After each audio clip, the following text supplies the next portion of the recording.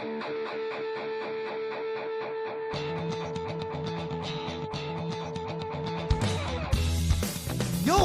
listening to the Let's Go Buffalo podcast, your new favorite podcast for everything Bills and Sabres. What is going on, everybody? You are here listening to the Let's Go Buffalo podcast, your favorite podcast for everything Bills and Sabres, with the pals Tom, Nigel, and Jake. We got episode 33 coming at you tonight. Quick reminder before we get into it to follow our social media accounts. We are at Let's Go Buff Pod with 2 Fs, and we are on Instagram, X, and YouTube. Let's say hey to our singular fella this evening. We're Nigel list this evening. Tom, how you doing today, man? I'm good, dude. I'm fantastic. How are you? Oh, great. Yeah, it's just been a busy week, gearing up for some travel this weekend, but other than that, I'm good. Yeah. Yeah, same. Yep. This is the drudgery, right? We're just going through March. Everybody goes through March, right? Why do we even bother with March? Okay, I feel like we could just switch. Like, I want to be able to like zoom up to like May 15th, and then things would be beautiful. Zip past it. Eliminate March. Yeah, that'd be sweet. There's St. Patrick's Day in March, though. St. Patrick's Day is fun. That is true. Did you celebrate?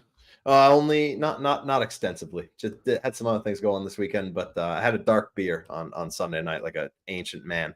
Dark beer at 8 p.m. in bed by 10. You know what I mean? Like, hey, living like an old fantastic. man. Attaboy.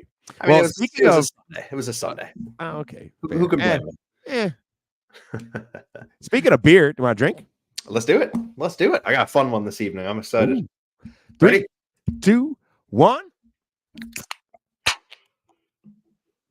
What's your May fun I go one? first? Yeah, please. You From set it up as fun. So Talia, a woman-owned brewery in Brooklyn.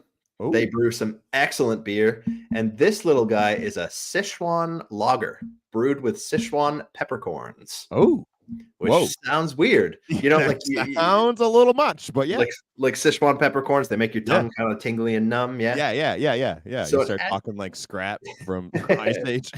Yeah, exactly. It's got that flavor, but it's not overpowering. I when I first saw the can, I thought this was like a gimmick, but it's not. It's actually delicious. I'm shocked. Okay. But yeah, it's a nice citrus flavor, a nice light lager, really bright, and has a little bit of that peppercorn tinge to it. Yum. Say the name of the brewery one more time. Talia. Talea. They're excellent, man. They're a great company, and they brew some great beer. Cool. I'm going with a VT Classic Switchback Ale, baby. A little 16-ouncer, tall boy. That is a classic. Nice amber. These things like grow on trees up here. It's fantastic. This and Heady Topper. Oh, what a comp! You guys are spoiled with beer in Vermont, dude. It's insane. Yes, we are. Yes, we are. Now, before we hop into content stuff, I have something for you. Are you ready? Oh, I'm ready. I have a little would you rather. Oh, no. Okay. Oh, no. Would you rather wear full goalie pads 20 hours a day for an entire year? 20 hours a day, you get 4 hours to take a shower, because you get, those things are kind of funky. 20 hours, full day goalie pads, or have the siren from the Sabres arena interrupt you every 11 words for the entire year. So wait, let me get this straight. I can wear the goalie pads for 20 hours a day, but I get to choose what 20 hours? Yeah, totally. Or every 11 word. Oh my God. I really thought 11 would be perfect because it's just enough that you won't be thinking about it and you can't really predict, when it's. Oh man.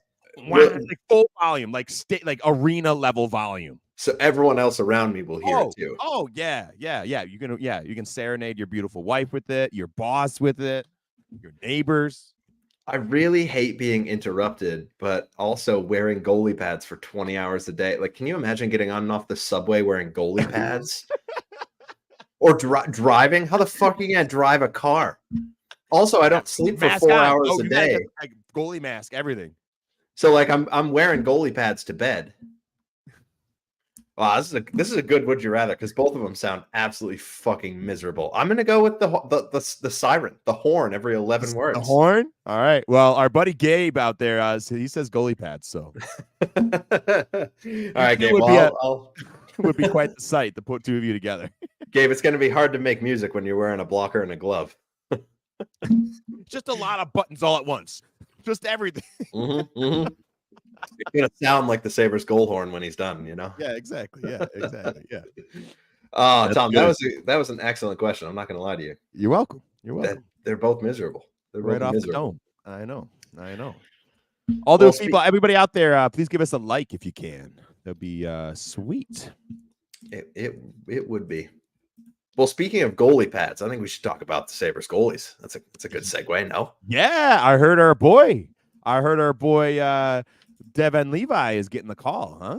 he did. He's up with the team. He got called up from Rochester a couple days ago, before the team left for their West Coast trip. So he Now, just before we go into it, I have just a little side story. I heard that he just like got called out of the last Amherst game that he played in, like, and followed the coach out of the room. Is that just true, or is that just a rumor that I found on Twitter? no, I don't think it's not wrong. They like a lot of times when a player gets called up, they had a game that night, he played, and then walk out with your pads and you're on the way to All right, Buffalo. pal. Yeah, grab your bag and we're hitting the road. Yep. Yeah. get in the car. Okay. So yeah, he's up. He hasn't played a game yet with Buffalo, but the anticipation is that he's going to play tonight in Vancouver, Tuesday night. Excuse me. So we'll see how he looks. He's had a great run down in Rochester. He was 11-5-3 on the season in Rochester. Playing great on the year. He's got a .927 save percentage, which is phenomenal numbers. Anything over 9 is okay. Anything over 915 is you're looking nice. You're looking you nice. Couldn't ask for more, right? No, yeah, you really couldn't. And yeah, he's helped that team get into, I think they're second in the division right now, so second or third in the division. So they'll make a run at the playoffs. Ideally, we'll get into the Sabres playoff push in a moment here, but I'm anticipating them not making the playoffs. I'm hoping Levi goes back down and gets some really valuable playoff experience in the AHL. So, but for now, he's up with the team to help battle for that elusive playoff spot. Yeah. Do you think he's starting? Is he gonna get some start time? He'll get some starts, yeah. And so Nigel and I were talking about this off podcast, but we think that the Sabres have seen enough of Eric Comrie. He's really not played well at all this year, last year, kind of since he got here. So right. I think he's probably on his way out of here in the offseason.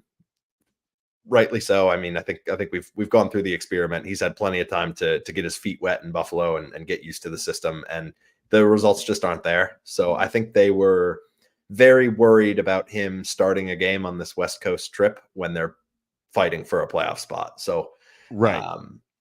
They have some back-to-backs. Like last night they played in Seattle. Tonight they're playing in Vancouver. So you don't want to ask your starting goalie to go back-to-back on a West Coast trip like that. So you need a second goalie. So Levi's up there. I am anticipating that he gets the call tonight. So we'll see how he looks against a really potent offense in Vancouver. Let's go, kid. Yeah, prove it. Prove you belong. Right, because this is a big opportunity for him. If he shows up in this stretch of games, he was clearly going to be on the roster for next year and going to be part of the future plan. But like, I think he could make some, like, really add to his value and his merit on that team, right? I think so. Yeah, he came in last year at the end of the year and played really well down the stretch. So he's proven that he can step up for big games. And this year he started with the team, I believe, but just it didn't stick.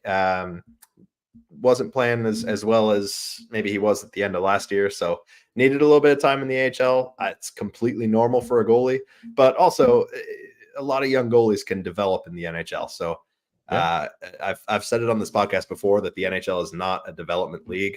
That rule gets bent a little bit for goalies, particularly young, moldable goalies like him. Sure. So yeah. I have no reservations about him being up with the team from now until he retires. You know, like if he proves that he can play in the NHL, then let him cook. Yeah. So yeah, and he's one half of the goalie equation right now. The other guy we've talked about it before, but just to shout out again is UPL.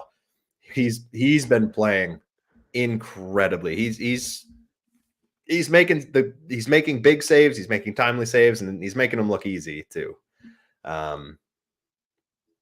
That's awesome. That's Yeah. I mean, and like especially at the time, like that's what's driving this team to even have a prayer to have even start even sniffing. Like I don't think you're ready to say that you're ready to open up that can of worms, but the ability to like start sniffing the playoff run.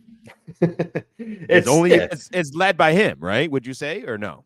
I think so. Yeah, a big reason why they've had success of late, like since New Year's, since the All-Star break, is less goals against, less goals in their net, and that begins and ends with your goalie. Obviously, the team around you plays a big impact on how that goalie plays and reacts to the puck, but you need the goalie back there to make the saves, right? Like I don't care how good of a system you are, if you're not getting the saves, you're not winning games. Yeah. So in the last 27 of UPL's starts, in 26 of those games, so all but one game, he's given up 3 goals or less.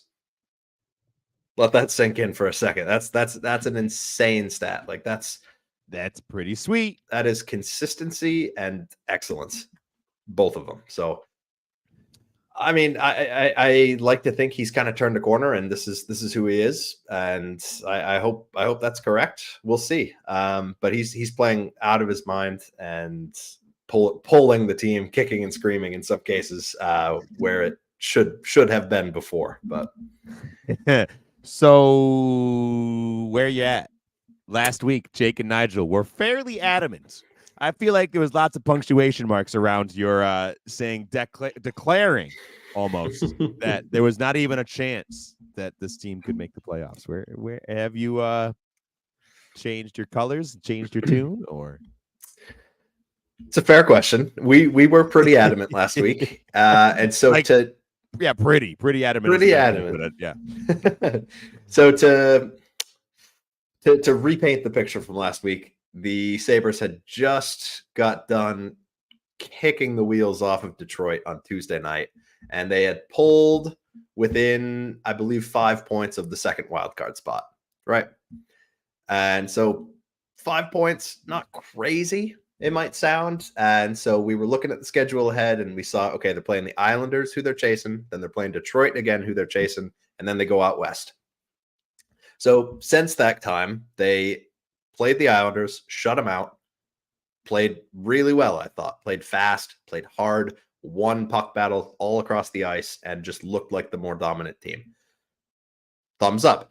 So then I said to myself, okay, they're within 3 points of a playoff spot right now. That's striking distance. However, they had more games played than the teams above them and the teams below them. And then I needed them to go into Detroit and prove, okay, these guys are for real. They've won 3, 4, 5 in a row, something like that after that game. They didn't do that. They went into Detroit, looked flat as hell, could not get up for the game, and lost 4-1. So in a game like that, you need your star players to play like star players, and that just didn't happen.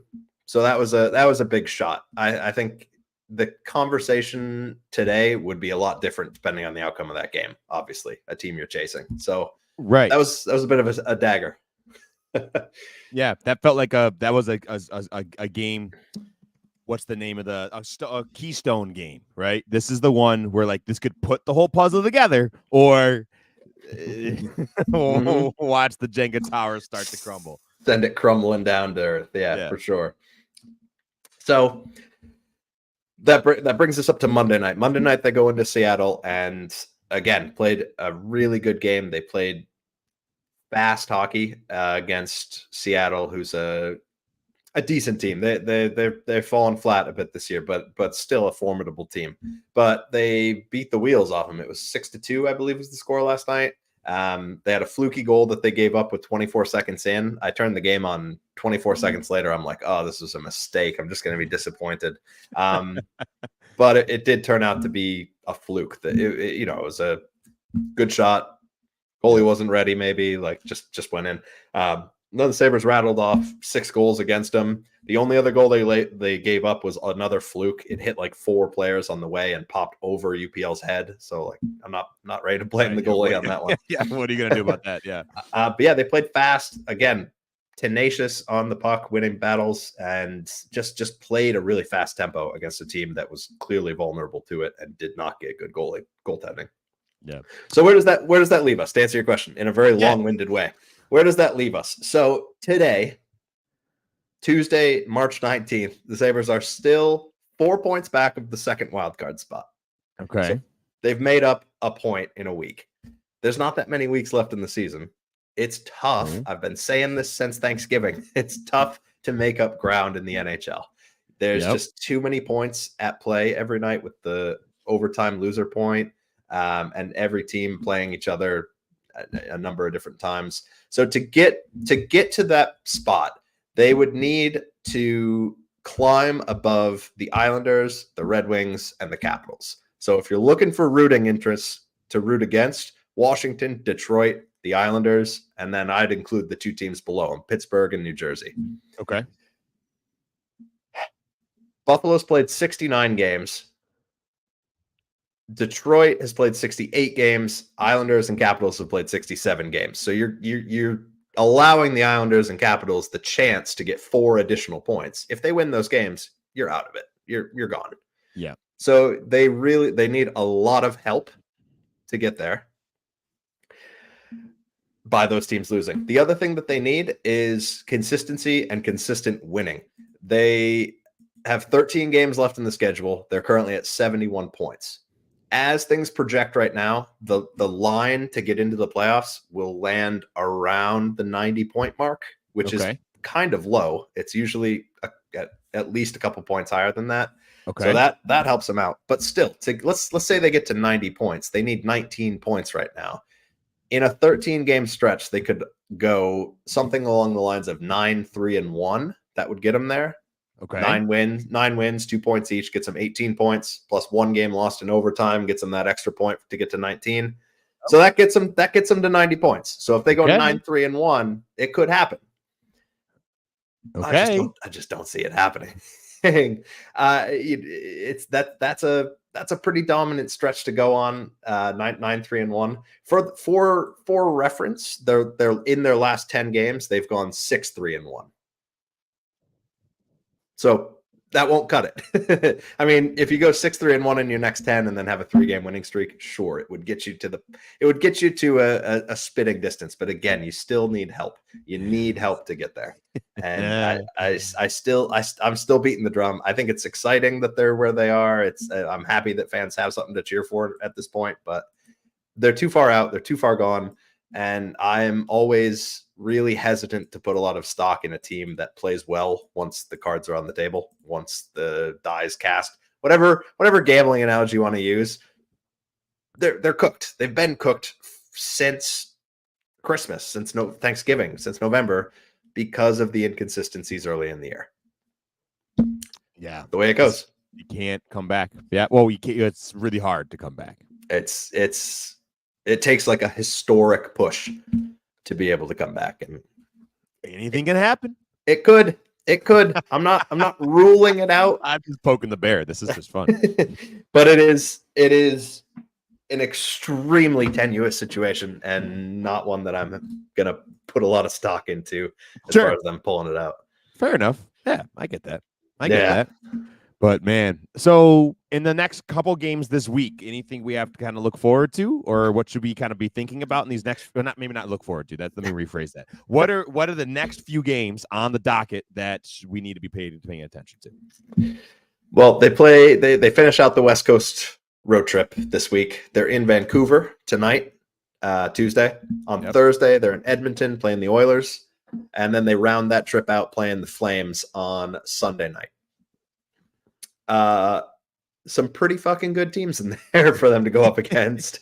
Like I said, 9-3-1 is like the bare minimum record they need to get to. They need 5 of 6 points in these next 3 games minimum. Okay. Two wins and no overtime loss is minimum. Otherwise, it's too big of a hill to climb.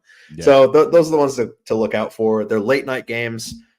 Sabres after dark. If anyone's staying up late to watch them, but we'll see, man. They got their work cut out for them, and I think the season's going to end in heartbreak for a lot of people. I think they finished the season well. I'm not saying that they're going to nosedive, but I think they end up going on a push and end up missing the playoffs by 1 to 4 points again. Right. Yeah, but just not quite enough, man. That was too specific. I'm going to say they missed the playoffs by 2 points. 2 points. Calling it. Okay. All right. Book it. Yep. Book it. So we'll see, folks. Bowen Byram looks like the real deal. He's been great. They clearly latch on to him, and that's a real cornerstone piece that we can build around. So I look forward to the offseason throwing around a little bit more like roster construction conversations around him and the other pieces on the blue line back there. Yes, sir. But I think that kind of puts a bow on the Sabres stuff. I mean, obviously, go Sabres. We can't. I'm not saying I'm giving up on them, but I'm a little bit giving up on them. not to be a pessimistic fan, but I'm trying to be realistic. You know, I've had too many years of cheering for a team that just toys with your hearts that I try to be realistic and be nice to my brain. You know. Yeah, dude. Oh, man, Buffalo sports, dude. I'm telling you, we got to be Bandits fans, bro. They're doing well again this year. Like. I'm down. I think I've never been to I've been to a Nighthawks game in Rochester a while back. Yep. I'm sure you remember that, but I haven't been to a lacrosse game since I was like 11. Yeah, it's been about a while for me too. I got family who are super into it. They just love it because they live in Buffalo, live in Orchard Park, and they just go. They have like season tickets. They go all the time, and it's electric. And yeah, at some point we got to make that happen. I think it'd be really fun. That would be fun. What's their when's their season? What's that season like? So I know it doesn't overlap well with the NFL season. I think they start like in December-ish or January-ish. Okay. So at the point where like kind of the NFL regular season is dipping down, but I think it's kind of overlaps with NHL quite a bit, which is kind of crazy thinking that, that they share the same arena. They both play, Sabres and the Bandits play, just, slap some stuff on the ice. But yeah. So anyway, yeah, we should make that happen. If things start nosediving for these Bills and Sabres teams, we have Buffalo Sports has something to keep us alive. Yeah, I might just get into women's hockey. Does Buffalo have a women's hockey team? I don't think so. No, this is the longest. The PWHL is the new women's hockey league. This is their first season. There were 2 different leagues a while back that merged might be too nice of a word. I think there was a hostile takeover. A commandeering.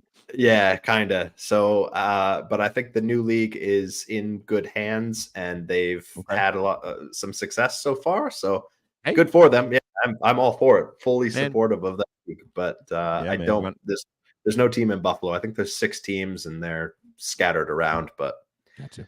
Yeah. Anyways, I digress. Nope. Should we move on to our warmer weather friends? Yeah, let's do it. Let's go. The Buffalo Bills are making more moves, folks. There's still stuff happening. Holy smokes. We are getting kind of close to the end of this first wave of free agency where it opened last week. A whole flurry of action happens, and then things start to settle down before the draft, which is coming up here in April. So this week, the Bills have signed Ty Johnson. So running back Ty Johnson has returned for a 1-year deal, which is exciting. Excuse me. He played really well. Every opportunity he had, and he came in. He did great. The guy could move the ball. He had a really nice success in catching the ball and came in and relieved James Cook in a really positive way. So I'm excited about that. I think it does leave a 3rd spot because you generally roster 3 running backs and have a 4th on the practice squad. So we have James Cook and Ty Johnson right now. It leaves a 3rd spot for a bigger bodied back, a little bit more of a bruiser, somebody who's more of a pass defender, or even a short yardage back. So somebody who can maybe take some of that off of Josh Allen's plate. So that is coming, and it's either going to be in free agency or it's going to be from the draft. I'm kind of indifferent to either, as long as we're not overpaying, which we won't at this point, especially this point of free agency. All the running backs who are going to get any kind of significant money, they were signed. Like they went other places. So whoever we're getting to come in, it's not going to be a monster deal. It's probably going to be a veteran minimum, and but there's opportunities, and that skill set is not difficult to find in either a rookie or in free agency. So I'm not too worried about it. So I know free agency opened maybe a week ago. How's it typically go? Like you said the big name players obviously kind of sign right away. How much leeway is there to find a player that you're looking for? Are there still players out there that are serviceable? Oh yeah, we signed Leonard Floyd after the draft last year.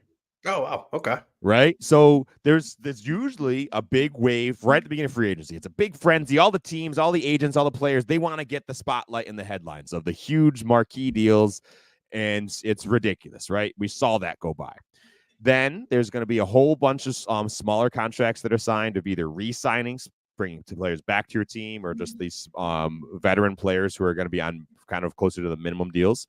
And then there's usually a lot of kind of a lull, and then things heat up after the draft. The draft will kind of settle where a lot of chips will lie, and teams, in theory, like Brandon Beane, for example, likes to go into the draft with a lot of his roster holes plugged. So that way it's not a glaring and blaring red flag that, hey, we need to get this player or we're screwed. Yeah. Right.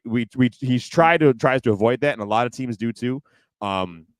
So once we come out of the draft, that's when you'll know, okay, we were not able to get this player or this position that we needed filled in the draft. We now have to fill with free agents, and boom, they kind of there's another kind of wave post April all the way up till about June when OTA starts to roll in and all that kind of stuff. So what's an OTA?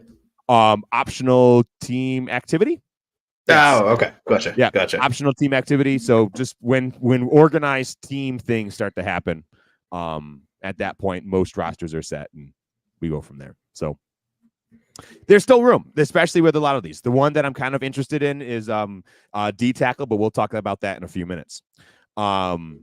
With the other bit of news was cornerback Taron Johnson was signed to a 3-year, well-deserved $31 million extension, making him the highest paid nickel in the NFL, which is amazing. It's been a long time coming. I'm so sorry to interrupt you for such a stupid joke. I was going to say, Tom, I thought nickels all cost the same. Oh, God. Everybody drink. Everybody drink. Yeah, good idea. Good idea.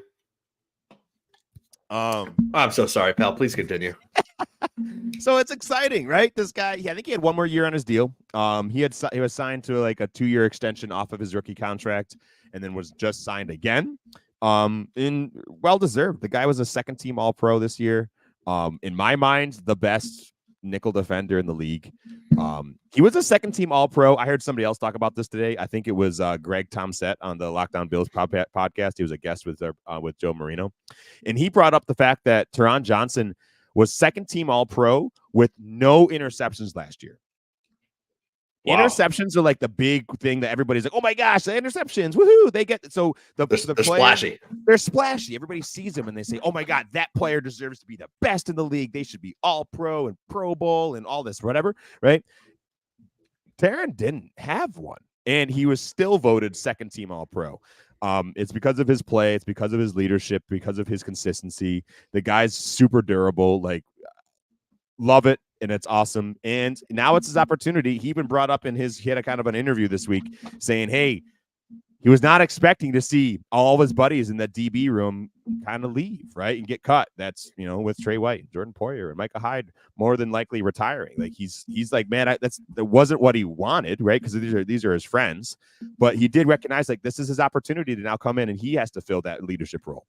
So I'm excited to see that for him. That's awesome. Yeah. Remind me, did we draft him? Remind me what his path we did. Yeah. Yeah. Can you do a little bit of Googling? But I want to say it was the 2018 draft and he was a 6th round pick. That's my guess. I'm 97% sure that's correct. Like not a high pick, right? But the guy's developed. He's hardworking. He plays he essentially means we don't need a third linebacker on the team, or on the field at least. So the guy's awesome. That's great. Tom, you were wrong. He was a 4th round pick in 2018. He got the year, not the round. Yeah, fourth round. I know it was not a high pick, a day 3 pick. Like the guy, but he's come in and played well beyond his draft pedigree. So yeah, love it. So he's a nickel cornerback. So he's not on the outsides he's more in the middle.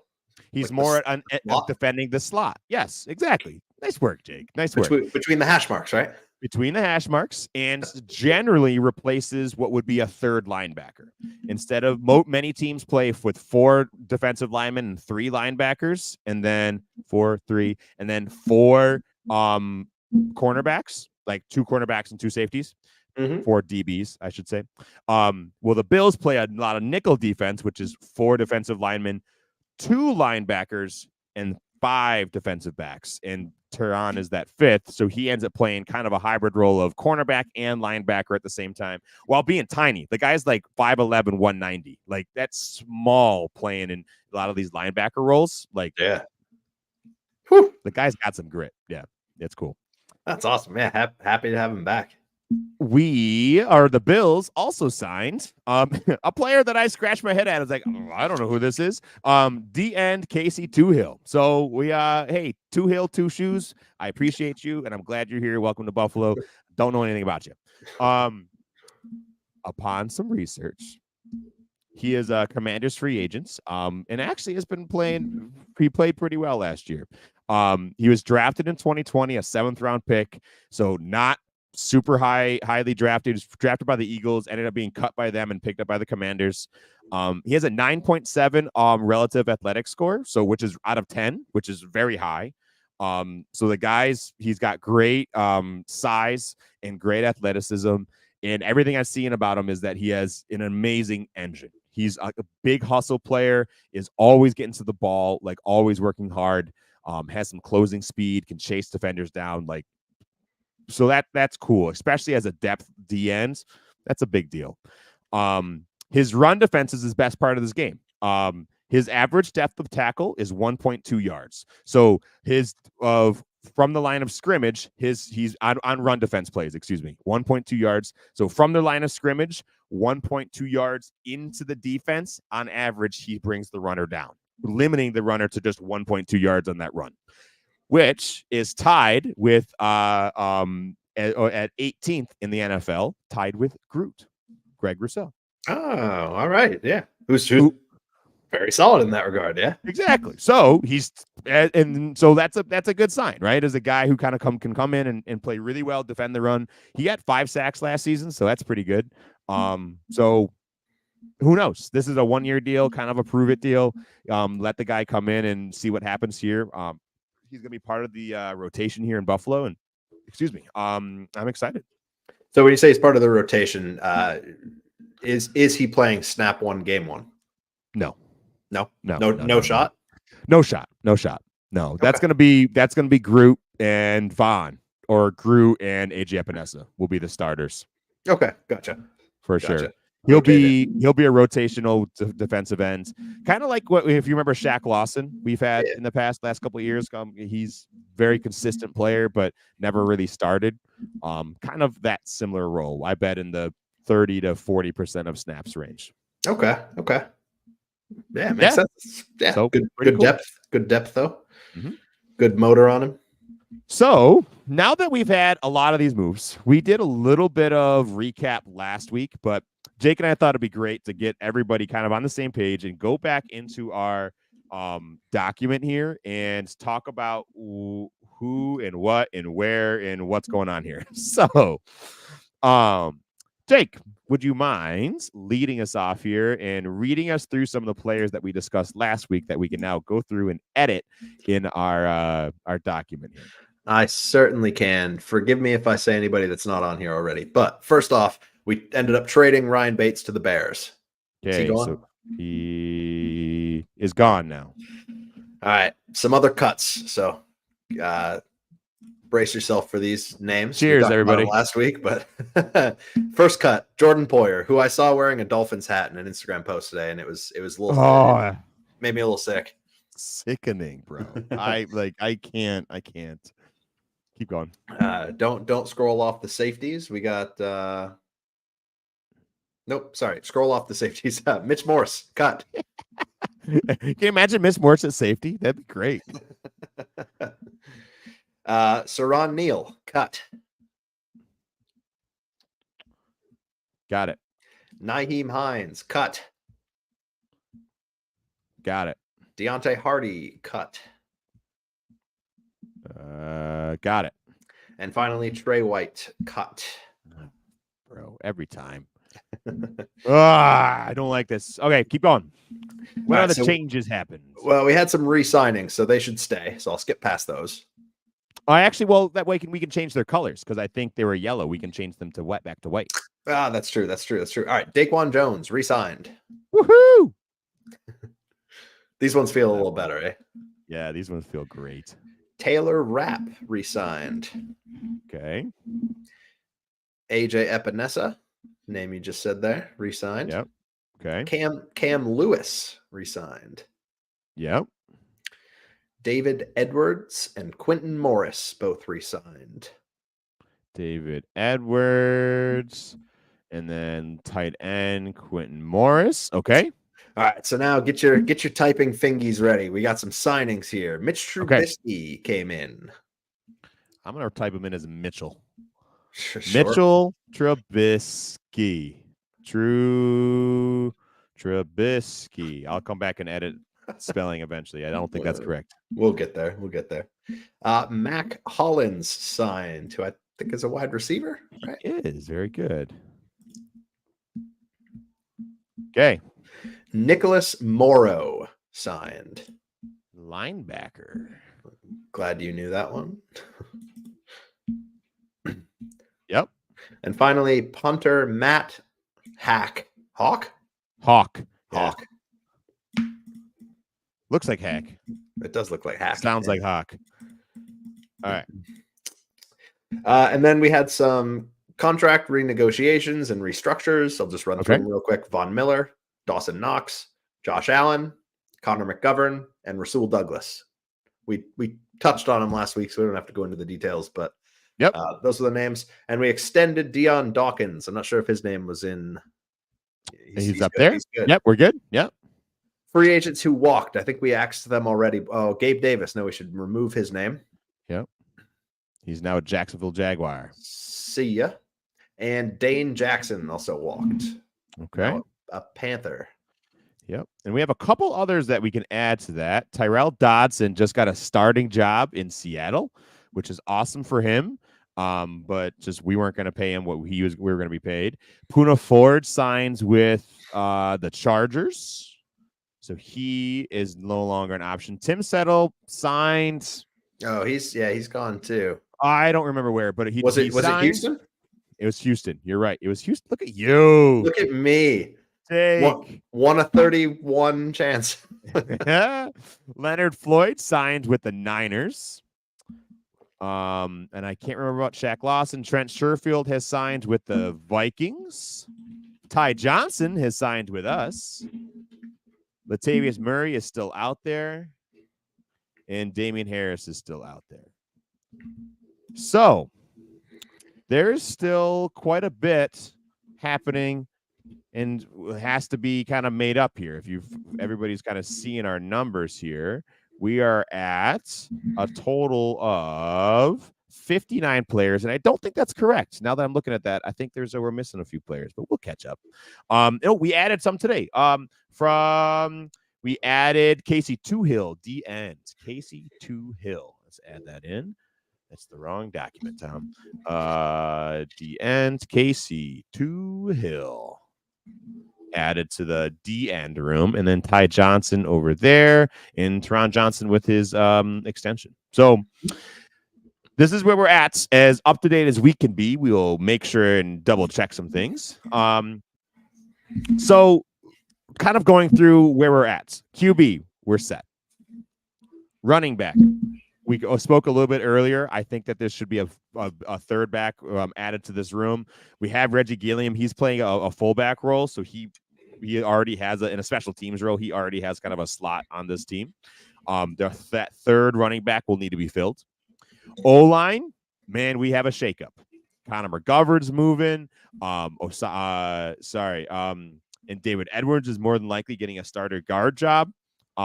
There's gonna need to be some additions to this room of some backup kind of depth roles. Nope, I can't imagine there's somebody gonna be signed that's gonna be coming in as be a starter, but I do think we're gonna have either a rookie signed or free agency signed to come in and play depth roles on the O-line. Wide receiver looking awfully bare, so something's got to happen there, right? We have Stephon Diggs, Mac Hollins, and Khalil Shakir, and then we usually roster about 5 or 6, so we're missing a few.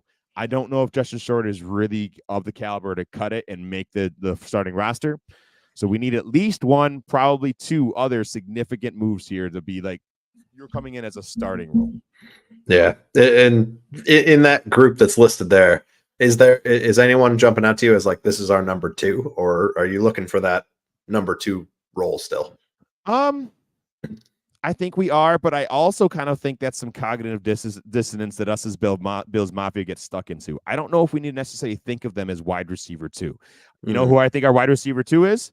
Mr. Dalton Kincaid. You're right. You guys have made that point before. Yeah, he should be the number 2 pass catcher. Mr. Doot himself. Like I don't think we need to think about it that way. We do need other players on this team to be offensive weapons who are going to get 40, 50, 60, 70 targets, right? Or they're going to be significant parts of the offense, but I don't think they're going to out target Dalton Kincaid. Steph is going to be number 1, 100+ targets, 130 targets. Dalton Kincaid, 100 targets. And then Khalil Shakir, I'm hoping that guy steps up into a bigger role this year too. I hope he gets 80 targets, right? At some point, we'll go through and kind of hand out all of our different targets for everybody. But so I don't think we should think about it as a wide receiver 2 yet. Okay, fair enough. Yeah, Khalil Shakir made some noise down the stretch. I thought he played. I feel like I remember him kind of popping out in some big moments in some later games. Dude, yeah. The guy was really starting to show up, and it could tell that Josh Allen his trust was growing stronger. I'm sure he trusted him, but his trust was deepening. Yeah. And I would love that. That he's everything I love about a wide receiver. He's tough. He's got great hands. He's reliable. He blocks well. Like, man, yeah. If he continues on this trajectory, he's going to be a great player on this team for a while. That's awesome, man. But point being, wide receiver, very much still a need. Yep. Though I'm getting more and more convinced it's not going to be our round 1 pick. I wouldn't be upset with it, but I'm not. I think for a while I was gung ho. Yep, got to be wide receiver 1 or first round pick. Got to be wide receiver. Got to be wide receiver. I don't know. I don't know. At some point I will have to kind of talk through that thought process, but I'm not sure.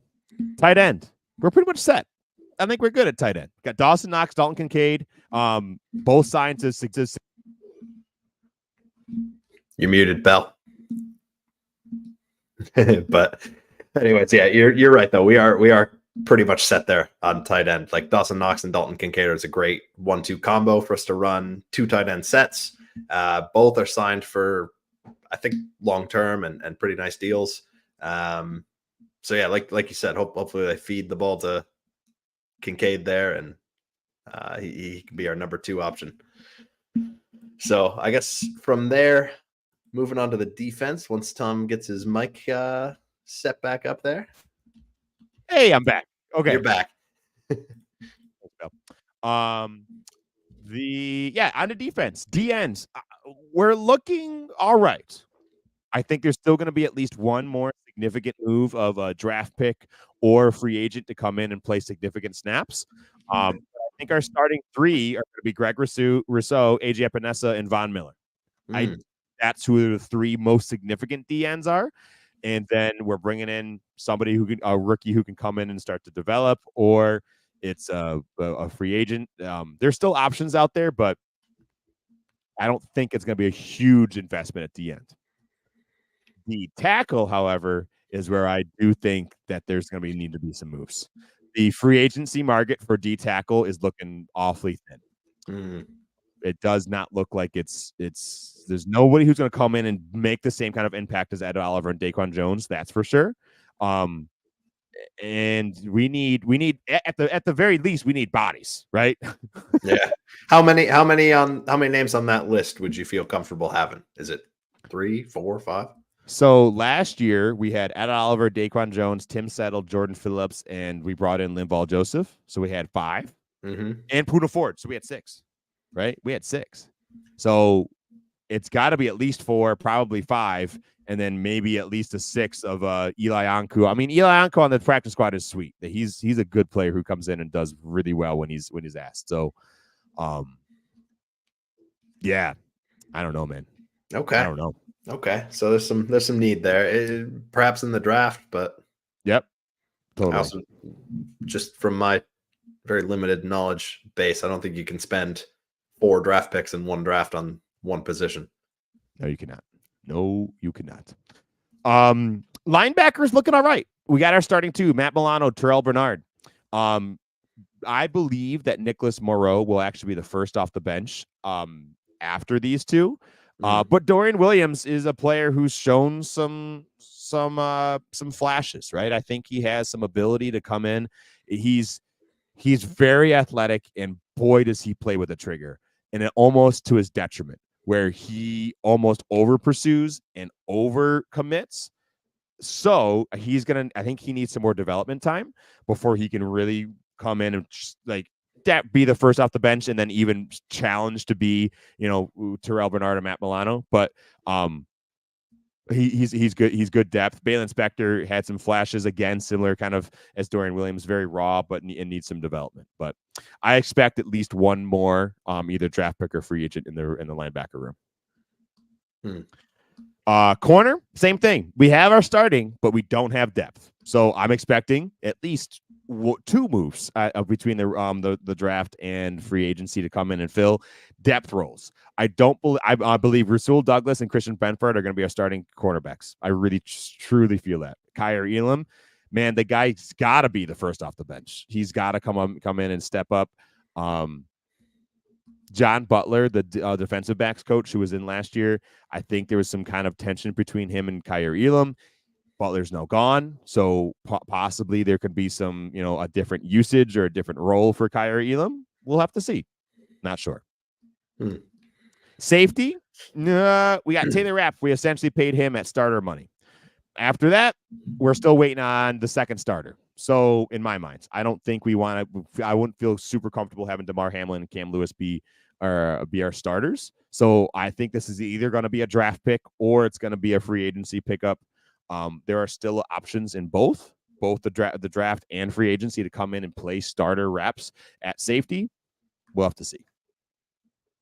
Interesting. So a lot of holes in the defense. There is. Yeah, there's a lot for Brandon Beane to figure out. This is why he get paid. He's paid what he's paid, and we talking to microphones.